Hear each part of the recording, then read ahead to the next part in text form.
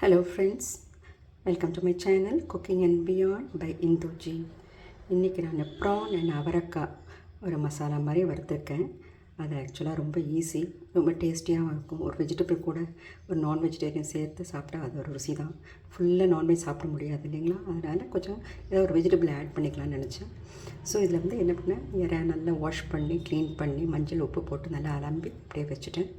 அதுக்கப்புறமா என்ன பண்ணேன்னா, இந்த ஒரு கடாயில் நல்லெண்ணெய் போட்டு கடுகு உளுத்த பருப்பு போட்டு வெங்காயம் இஞ்சி பூண்டு பேஸ்ட் போட்டு நல்லா வதக்கிட்டு இந்த அவரைக்காவையும் போட்டு அதுக்கு வேண்டிய மசாலா மிளகுத்தூள் தனியா சோம்பு சீரகம் மஞ்சத்தூள் மிளகாத்தூள் எல்லாம் போட்டு கொஞ்சமாக போட்டு எல்லாம் நல்லா வதக்கி கொஞ்சம் தண்ணி தெளித்து மூடி வச்சுட்டேன். அது ஒரு 90% வெந்த பிறகு இந்த இறா அலம்பி வச்சுருக்கோம் இல்லைங்களா, அதையும் போட்டு அதை நல்லா மூடி கலரி அப்படியே மூடி சின்ன தீயில் வச்சுட்டேன். நான் ஏன் இறா கடைசியில் போடுறேன்னா, இறா ரொம்ப நேரம் வெந்துச்சுன்னா ரப்பர் மாதிரி ஆகிடும்.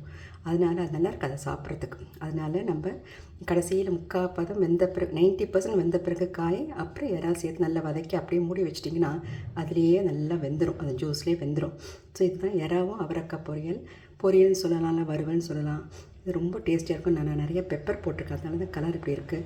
இந்த கோல்டுக்கு பெப்பர் கார்லிக் இதெல்லாம் ரொம்ப நல்லது உடம்புக்கு. செய்து பாருங்கள், ஒரு வெஜிடபிளோட ஒரு ப்ரான் சேர்த்து நல்லாயிருக்கும். தேங்க்யூ.